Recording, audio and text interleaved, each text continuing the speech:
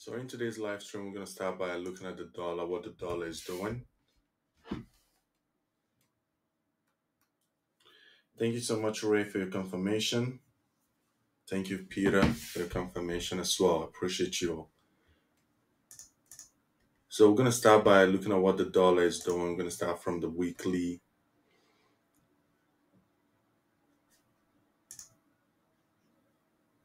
So far, our key level, let me remove this.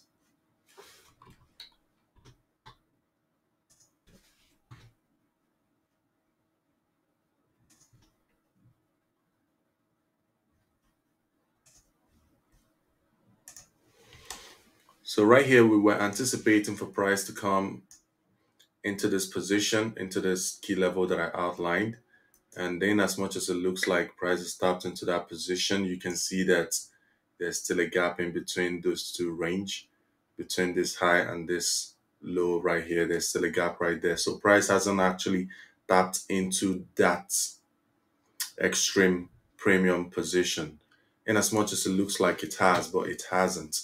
But on the euro US dollar, price has tapped the extreme discount, and that is the reason why we saw the impulse move on euro US dollar, which I'm still going to talk about in this live stream. But right here, price hasn't tapped our key zone on the dollar. And one thing to note in the marketplace is the dollar is the driver of the vehicle, right? The entire market is moving.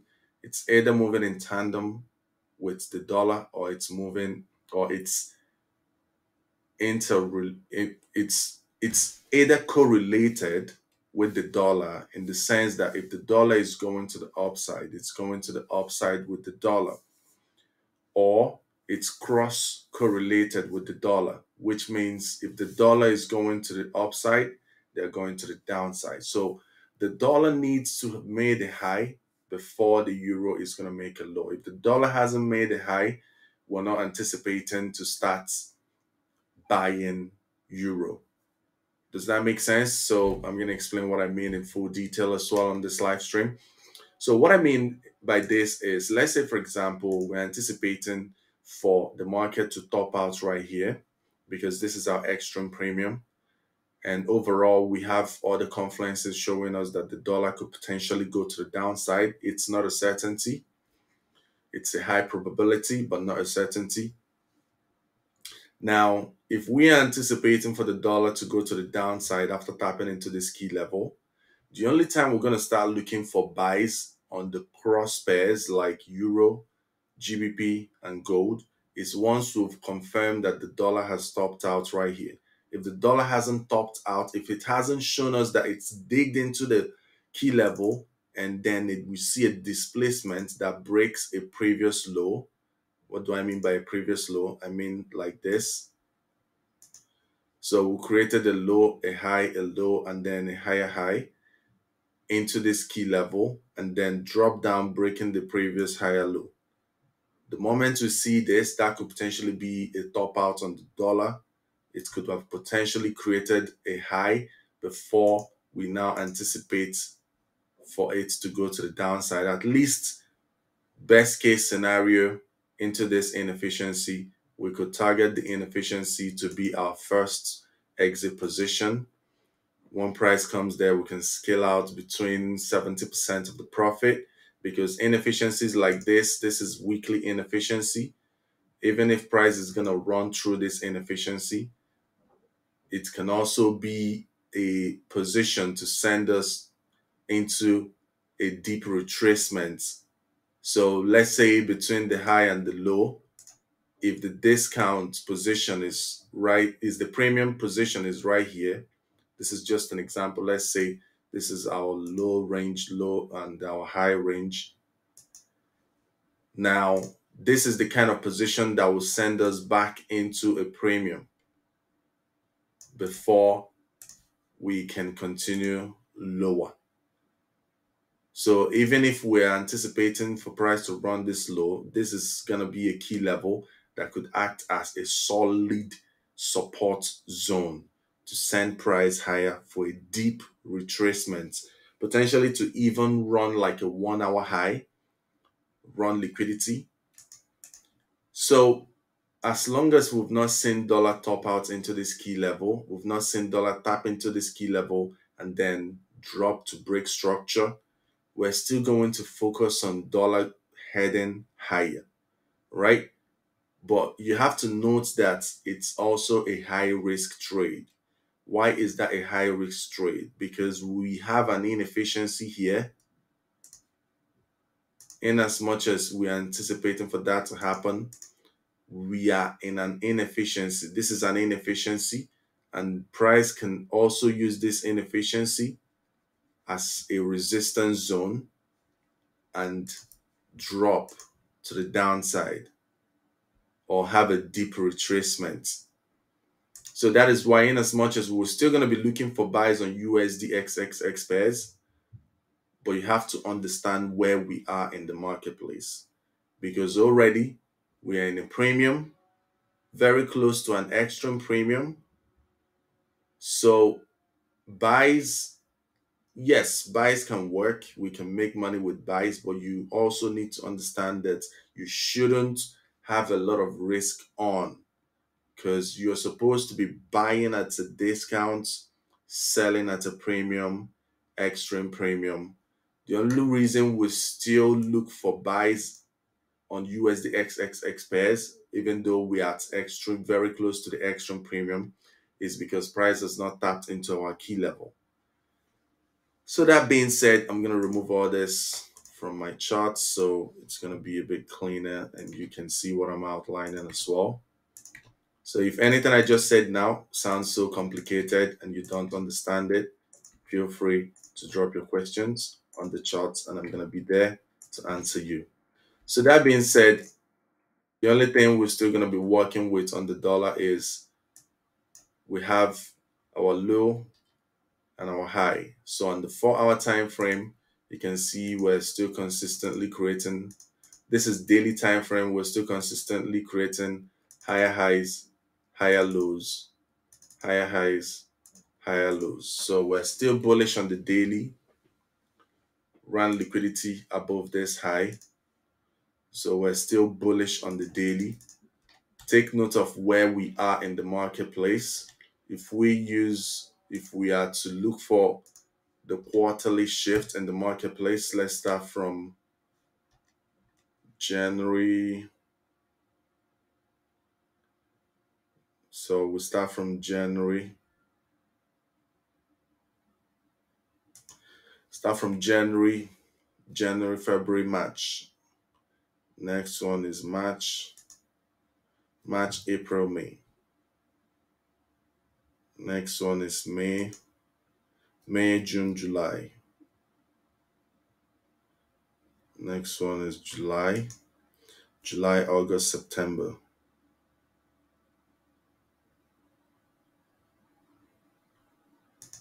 September, October, November. November, December, January.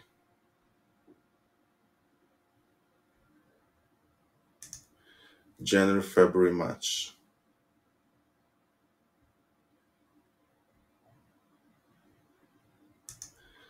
So you must be wondering, why am I putting all this on my charts? The reason for this is for you to understand where we are in the marketplace. The quarters that we are in the marketplace. Right here, you can see this was the first quarter in 2023.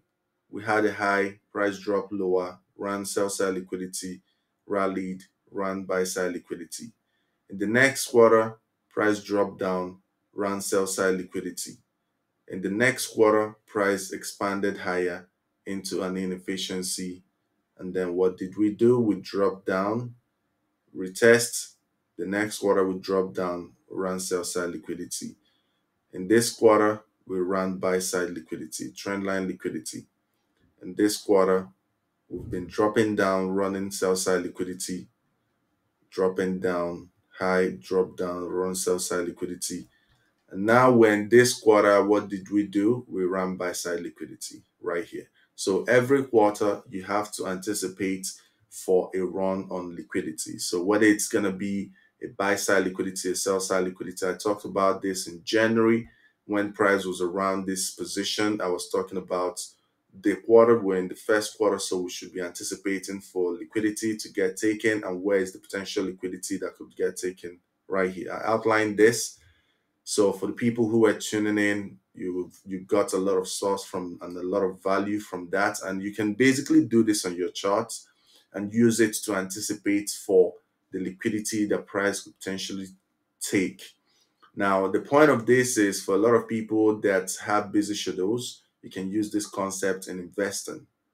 So if you feel like trading is really high performance and you can't catch up with it, you feel like it's so hard for you to either be on the trade or missing the trade or just one thing or the other, making you feel like trading is just too much for you, you can use this concept in investing.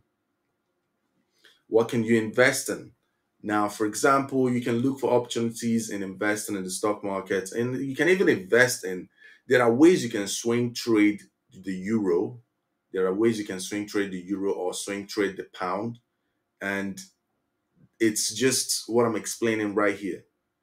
How do you do that? For example, if you were anticipating for the buy side liquidity to get swept on the dollar, what it means is that in this quarter, you are looking for price to come to a discount on euro. You're using the bigger time frame. We're currently on the daily time frame. Price coming in down here, this right here would have been an opportunity for you to look for buys on the euro. So let's say, for example, you don't want to, you feel like trading is not for you. You just feel like it's better you are much of an investor, a swing trader. This is actually another way you can make money. You can say in the first quarter, you are anticipating for a run on liquidity. And where is the potential liquidity that could get taken? I already outlined it. The buy side liquidity is where price will draw to. You can do this. Yes, it's not a lot of risk to reward, but this is basically for people you really have so much to do with your time. You can look for inefficiencies like this, they are resting at discount position, because if you use your Fibonacci from the high to the low right here, you can see that from this key level is discount. Anything below here is discount. The moment price taps into this into the premium, displaced down to the discount position into an inefficiency, this is an opportunity for you to get in. Now, if you have like a $1,000 account and you want to be a trader, you can say, oh, I'm going to be placing a trade. You're risking 1%, 2%, 0.5%. At the end of the month, you may be aiming to make probably, you may be risking up to like 10%. The first quarter, you may be risking up to 20% of that account or 30% of that account to make just a little bit more. But someone who's a swing trader can say, okay, rather than me coming in and out, I'll wait at this inefficiency, place my entry, my buy limit order at the inefficiency.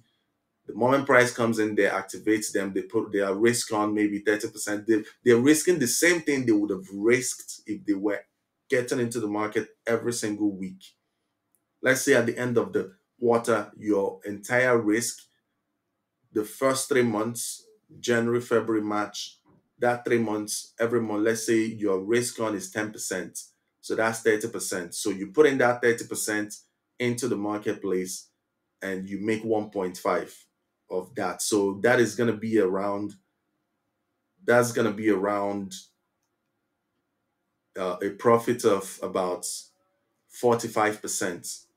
So the 30% you put in, you're going to make 45% profit on that, on this trade. And you're not even going to stress. It's just something you do one time and you make 45%. You don't do it 2, 3, 4 times and you're not stressing about it. You just place the order and forget about it. And whenever it hits your take profit, you've made money.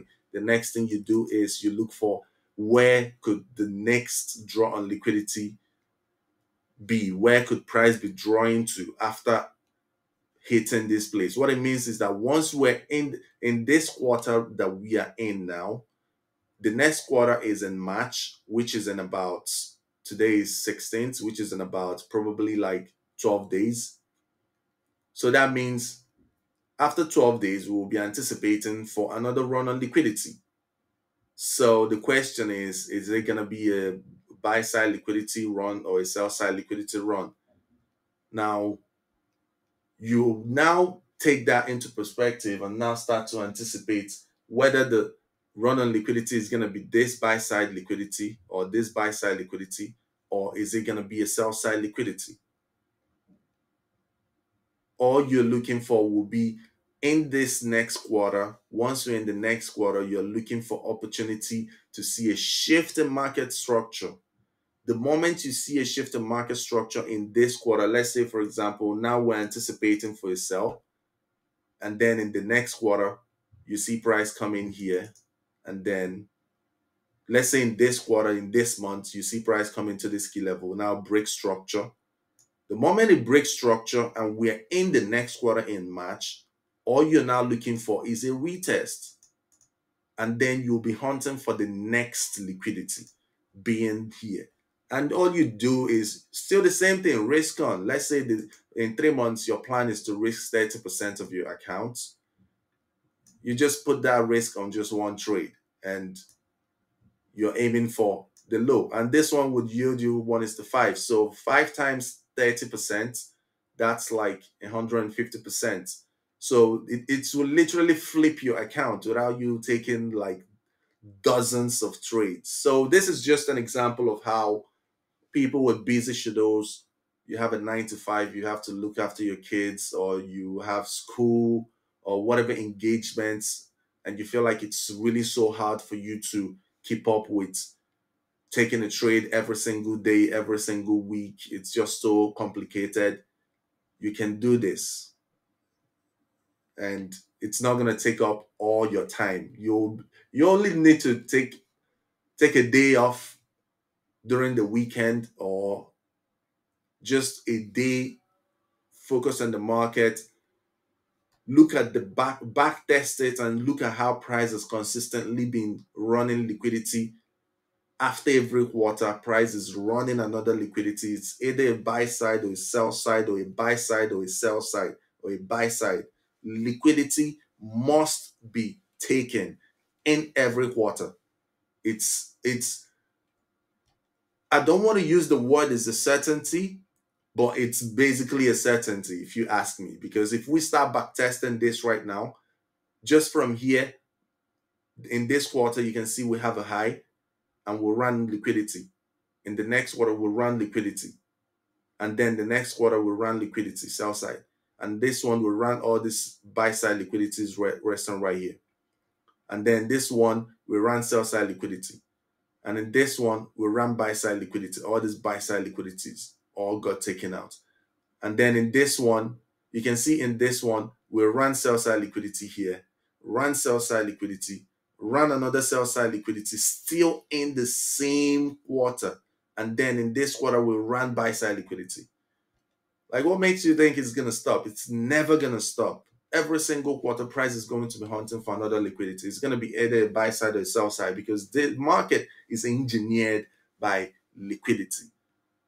The market cannot move without liquidity. Liquidity is the driver taking this market to the upside, to the downside, wherever the market is going to be. It is hunting for liquidity. The market is not coming up because it likes going up. It's going up because it wants to hunt for liquidity, resting at the buy side liquidity.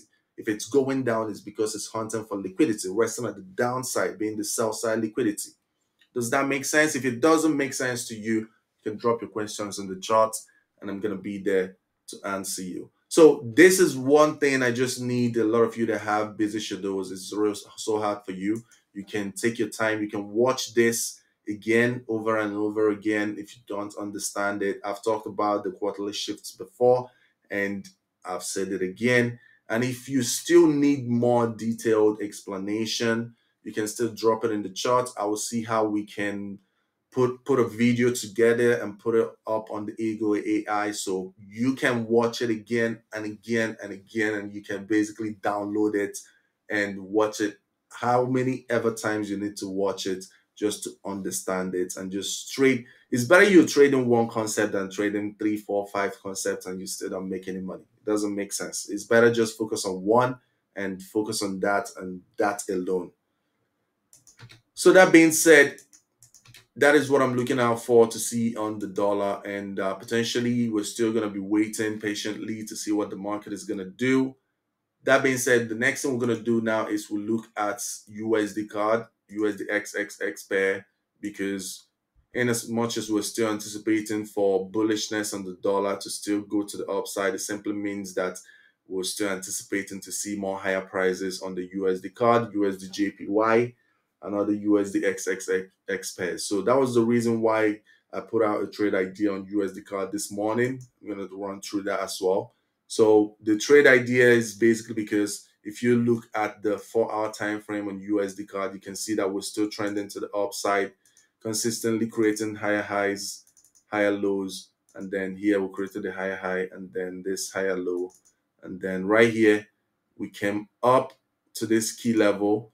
Now we wicked the previous high, but as you can see, price closed above this high, but it didn't close above this one. But after that wick, we came back down here, reaccumulation, and then we broke this overall high, closing above it. So right here is my current range low, my current range high.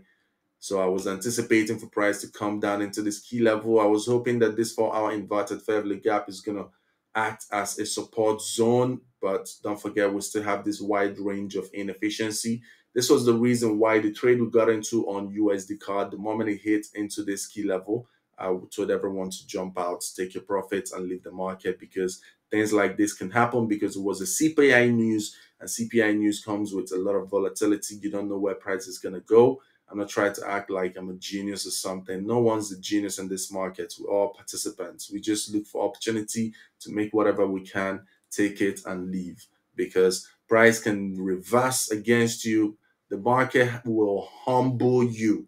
No matter how much you think you know, it's going to humble you, make you feel like you know nothing, because every day we're learning and growing in the marketplace. Every single day I'm studying the market. I'm studying people that know more than me, the people that have 20, 30 years of experience. I'm studying what they're doing, trying to understand the things they're doing, because the market is a consistent process. You can never know it all.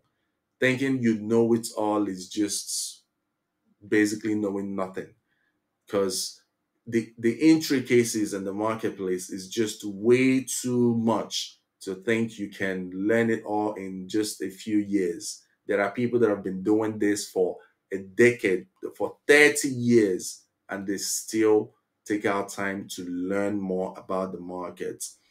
So that being said, I was anticipating for price to have a retracement into this inefficiency, but as you can see, price decided to fill the entirety of the inefficiency. Why would price want to do that? One of the reasons is because you can see right here, we have this inefficiency, price came back down, filled a little bit of the inefficiency and expanded higher. So a lot of traders are going to be anticipating for that, something similar to happen. And one thing to understand in the marketplace is the market does not like repetitive price action. What do I mean by repetitive price action? Now, in the case the price came down here, tapped into it a bit and expanded, coming down into this inefficiency, price would want to do something different that it did right here. It wouldn't want to do the exact same thing it did right here, which is to feel a little bit of the inefficiency and expand higher. It wanted to do something different, something to scare the traders that are looking for continuation buys. It wants to scare them out, make them feel like the buy is not going to hold anymore, and they jump out of the market and potentially still go towards the direction. But now I've already talked to you about what I'm anticipating to see on the dollar. Now, adding that confluence to the USD card, our focus still remain on USD card, pushing forward to run buy side liquidity. But it doesn't mean that because we're anticipating for it to run buy side liquidity, we're going to put our take profits above this high. Yes, it's going to deliver an amazing 1:11 risk to reward ratio. But what if anything happens and it just gives us a 1:7 and then thanks and takes everything from us? How would you feel after making over 6% and then leave the market with nothing. I would rather take the 6% and call it a day. I would rather even take 2-3% and call it a day rather than being in an open profit of 10% and go back to zero. It doesn't make sense. So that being said, you can see how price came in, feel the entirety of the inefficiency. After filling that, all I wanted to see was confluences that could align that we could potentially see a reversal from here. And one of them was the fact that we have a high on the 1 hour time frame and a low on the 1 hour time frame. And then right here, we had a break of structure. So we are in that key level of the 1 hour high and low. So right here, the moment we're in here, all I'll be looking for is a 5-minute shift to market structure. I was anticipating to see the 5-minute shift of market structure around this key level, but as you can see, price smashed through it. There was no break of structure. So all I did was to just be patient and wait for further confirmations. And now as you can see, price came a little bit to the downside, tapped these highs. If we use our Fibonacci you can see the Fibonacci, I'm just going to remove it and put it back on. So I think I'm just going to remove everything on my chart so you can see my chart very much clearer.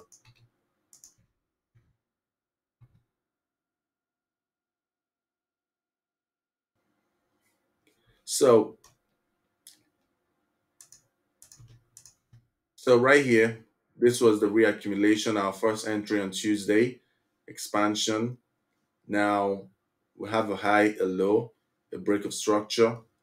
This inefficiency here is our point of interest. So all we're looking for in this key level is a 5-minute shift to market structure. So we don't know the exact place it's going to be. So we need more help, more support. So we use our Fibonacci from the overall low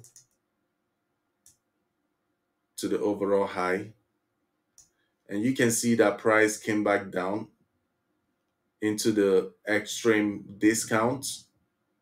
And the moment we tapped the extreme discount key level, we go to 5 minutes time frame. We can see price created a high, created a low, and then break of structure. So instead of us trying to figure out which exact place price we will tap into, we just use the high as the entry position. So if I don't really know the broker that most of you are using, but you have to understand that these brokers, a lot of them can be a little bit shady.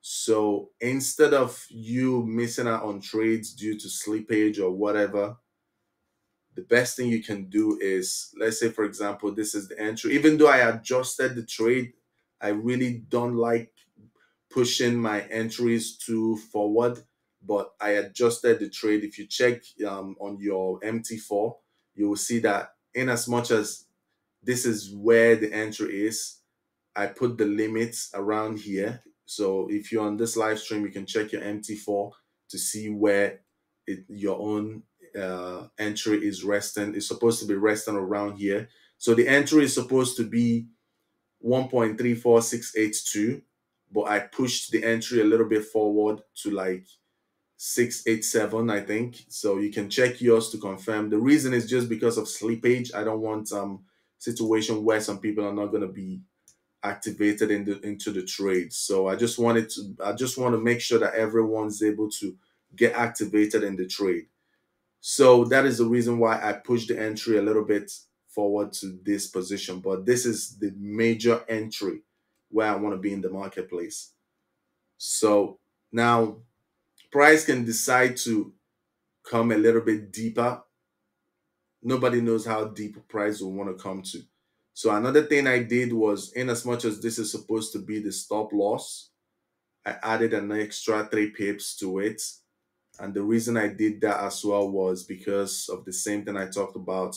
I don't know what broker you're using. Some people are using 8cap, some people are using Scope Market, some people are using so many other brokers. And now your broker can decide not to allow your entry. They can decide that the price they are offering you, they're going to offer you, is going to be from here. And go high. And some brokers would decide to offer it at this price and then up.